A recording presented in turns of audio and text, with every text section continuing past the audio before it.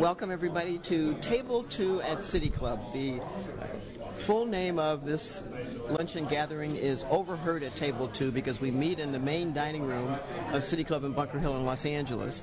And we want people to listen in because we have some of the most exciting discussions with really wonderful people. Today's group, I think, is going to be one of those wonderful gatherings. We have as our guest Eileen Padberg, who's going to talk about her experiences in Iraq. But before that, let's introduce our City Club members who are at the table. And let's start with you, Ken Chong. My name is Ken Chong. I'm a real estate investment consultant with a small firm called Inverness Real Estate Investments, and I am also a board of governor here at the City Club. Thank you, Ken. Patricia Phillips. Hi, my name is Pat Phillips. I am a founding member of the City Club on Bunker Hill, which was founded on the basic principles of diversity, inclusionary principles, and I've been on the Board of Governors. I've been chair of the Board of Governors. I'm a lawyer. I have my own law firm, Phillips Jessner, in downtown L.A. And Marlene Granderson. My name is Marlene Granderson. I work with my son, Granderson & Associate. We're a law firm that specializes in real estate. I'm also a member of the City Club for about 10 years. I'm on the Board of Governors, and I just simply love this club. Thank you. And I'm Marilyn Solomon. I'm I would say the host moderator of Table 2 on the Board of Governors here at City Club. I am the president and chair of the board of the Solomon Leadership Foundation, which is providing this webcast on our website in cooperation with City Club in Bunker Hill.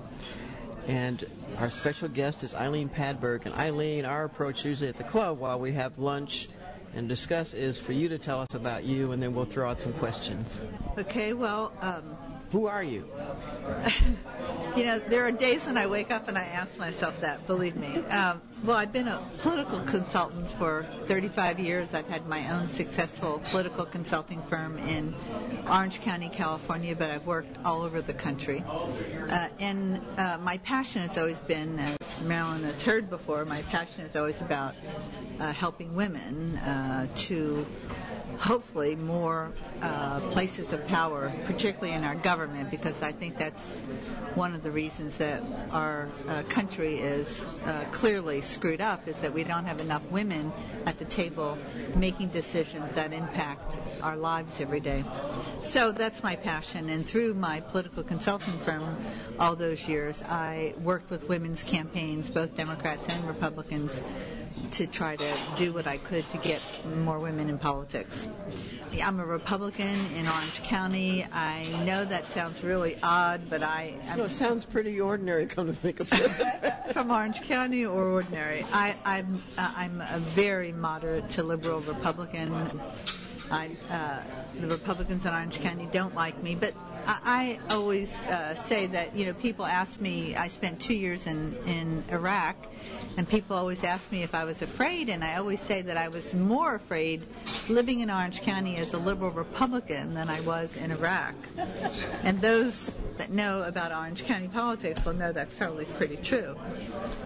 I had the opportunity in 2004 to have my commitment to women tested and given an opportunity to go to Iraq to help Iraqi women participate in whatever benefits there were going to be of reconstruction.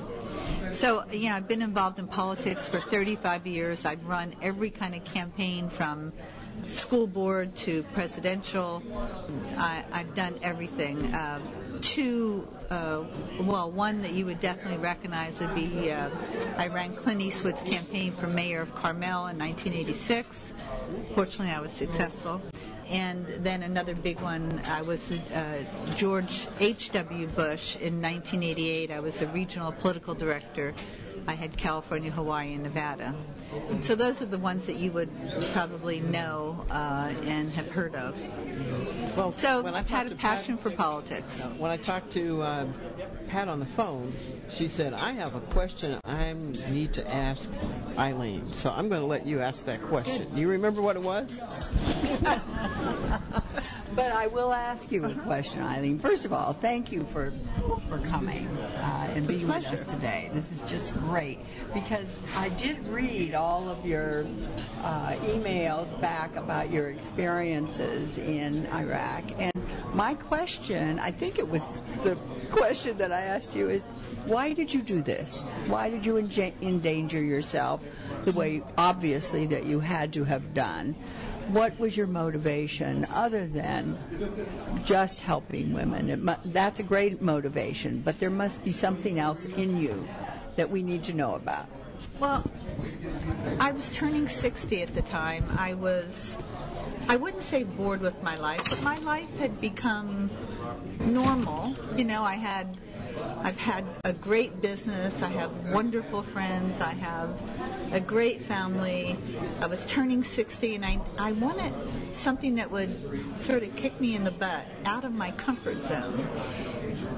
And I've been a fly fisherman all my life, and I related to that. And I don't know how to swim. And my friends are always teasing me because I fly fish, but I don't know how to swim. So I was getting ready to take surfing lessons. I thought taking surfing lessons would really kick me out of my comfort zone because I don't know how to swim. So I was in the midst of making all these arrangements when I was offered this opportunity to go to Iraq. And Iraq surfing, both of which would push me out of my comfort level. And I was really committed to the challenge to see whether I could really impact someone else's life outside of the comfort of the United States. And I decided it was a challenge that I just needed to take on. I just needed a challenge to kick me out of my comfort level, and it certainly did. Clearly, it had to have taken you out of your comfort zone. How did it come about? Whose auspices were you under while you were there, other than the United States of America? Mm-hmm. Thank goodness. Mm-hmm. Well, as you may recall, in 2003, when we declared war in Iraq, the United States committed at the time to rid Iraq of Saddam and reconstruct their whole country, all their infrastructures that were totally out of date, that Saddam had not put one penny into anything for years. And so some of it was from war, some of it was for just not having put any money into the infrastructure. And so the Pentagon in the first part of 2003 issued a number of contracts for reconstruction. And they were, I think there were 6 sectors: water, electricity, oil, education, transportation, education and health, I think, transportation, I don't remember what the other one was at the moment. So I was contacted by 2 international engineering firms from the United States that were bidding on the water infrastructure contract. So they were going to come in and redo all the Iraqi water infrastructure. And it was in terrible shape. It still is, actually. But on a very few, no more than 10 contracts, of all the thousands of contracts issued by the Pentagon in 2003, no more than 10, from what we can tell, had a single line in it that said, in addition to your providing a proposal for the infrastructure, we want you to include a plan to include the Iraqi women in the reconstruction. Nobody knows how this got in. I suspected and have verified, good enough for me, that it was Colin Powell. I did a speech in Syracuse University several months ago, and Colin Powell's ex-chief of staff is there as a professor. And I said to him, just between us, was this a Colin Powell insert? And he said, yes. So it was in